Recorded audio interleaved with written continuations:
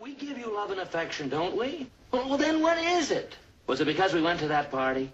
Well, you know what kind of drunken brawls those kind of parties turn into.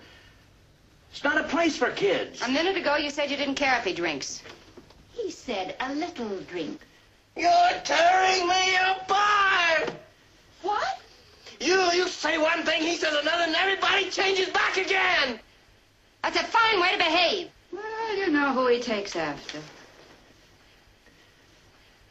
Oh!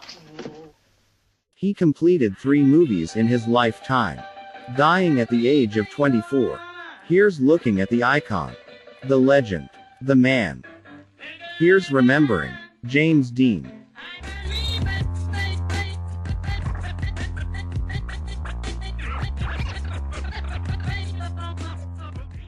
Thing money can't buy is your mama. She's for free and everybody knows it.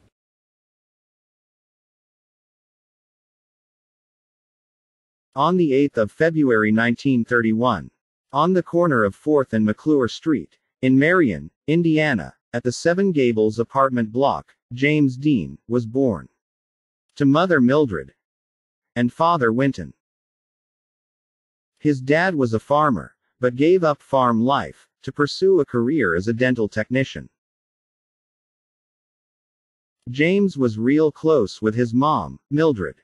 She was Dean's rock, always there for him.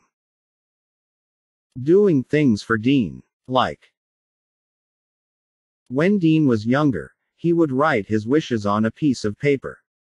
Then, at bedtime, he would tuck the dream note under his pillow. When Dean finally falls asleep, his mom would later sneak into his room and retrieving the note. And with that knowledge, she would proceed to make James's wish come true. Then suddenly, in 1938, Dean's mom was struck with severe stomach pains. After some tests, she was diagnosed with uterine cancer. Sadly, the cancer would later claim her life, passing away when Dean was only 9. After Dean's mom's passing, his dad, Winton, sends Dean to live with his aunt and uncle on their farm in Indiana. Dean attended Fairmount High. He was well liked and rather popular. He loved playing basketball. He loved it so much that he joined the school team. After his graduation in 1949, Dean moves back home to live with his dad in California. Dean enrolls at Santa Monica College, majoring in pre-law, but later changed his major to drama. His dad wasn't real happy with Dean's decision to pursue acting as a career. Little did Winton know that his boy was on the verge of taking off. James realized that acting was his passion. In order for him to stand a chance of success, he would have to give his all, leading him to make the decision to drop out of UCLA. Dean was prepared to do anything to make his dreams a reality. He would later find himself employed at CBS Studios as a parking attendant. During that time, Dean was fortunate to get to know and meet some of Hollywood's influential players. And one of those people was Rogers Brackett. Rogers Brackett was a radio director for an advertisement agency. After meeting Dean, Brackett took a liking to him, taking the young hopeful under his wing, and giving Dean the much-needed guidance that would later help with his career. That guidance finally paid off, landing him a part in the Broadway production, See the Jaguar, which he later got.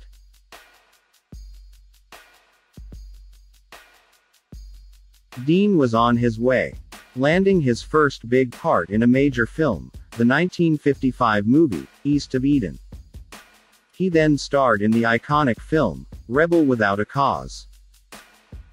In this film, Dean played the part of a teenager, attending a new school, but ultimately gets the attention of the school bullies. His last project was the 1956 film, Giant, starring alongside Elizabeth Taylor and Rock Hudson.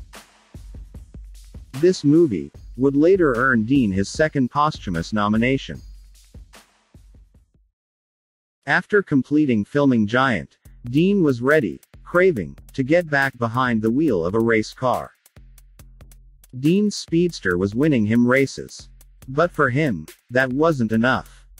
He needed more. Dean's first choice was a Lotus. But it was delayed.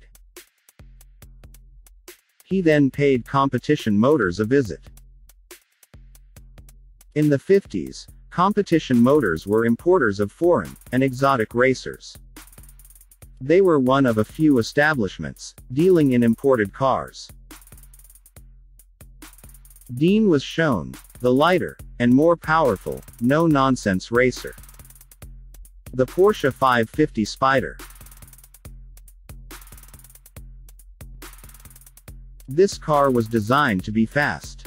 It's fitted with a small, yet powerful, high-tech engine that was mounted in the rear of this tiny, lightweight shell. All this made the Spider somewhat scary to drive at the limit. As this was an extremely rare car, Competition Motors only had 5 in stock. Dean was sold on the Spider and struck a deal, trading in his beloved Speedster for what Dean would later call Little Bastard. Dean was a good driver. He racked up many hours behind the wheel of a race car. But this car was built for the experienced driver, a serious racer. This car was unforgiving. And when I say unforgiving, I mean the you make mistake, I kill kind of unforgiving. A 1950 Ford Tudor is seen traveling east towards Dean. The Ford signals to make a left turn, heading north onto Highway 41 towards Fresno. Dean sees the Ford, but is assured that the driver sees him. Suddenly, the Ford turns in front of Dean. With no place to go, Dean crashes into the passenger side of the Ford. The Porsche skids out of control, finally coming to rest on the side of the highway. Dean was trapped in his car. He sustained numerous fatal injuries, including a broken neck.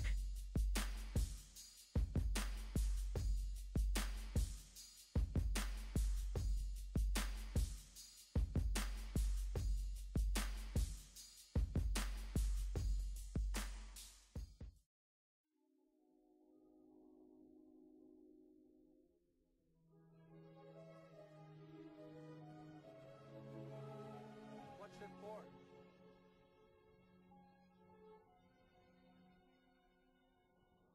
He's turning left. He's got to see it.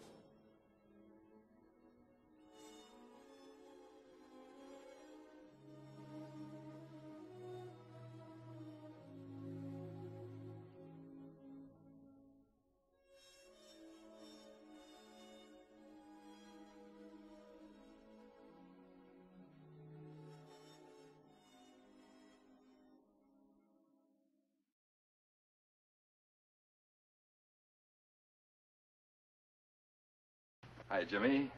Hi, Gig. We asked Jimmy over today because he's a racing man himself. A real one, not a crazy one. Incidentally, I think I should explain that Jimmy just stepped over from the set of Giant. And need I add, he plays a Texan. Speaking of racing, have you ever been in a drag race? Are you kidding me? I just thought I'd ask. No, Jim races in the tradition, you might say. Real racing cars, real tracks. How fast will your car go? Oh, in honest miles an hour. Clocked, it could run about 106, 7. You've won a few races, haven't you? Oh, 1 or 2.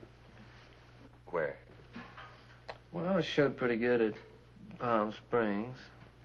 I ran at Bakersfield. Jimmy, we probably have a great many young people watching our show tonight, and for their benefit, I'd like your opinion about fast driving on the highway. Do you think it's a good idea? A good point. I used to fly around quite a bit, you know. I took a lot of unnecessary chances on the highways. And I started racing, and And now I drive on the highways, I'm extra cautious. Because no one knows what they're doing. Half the time, you don't know what this guy's going to do with that one.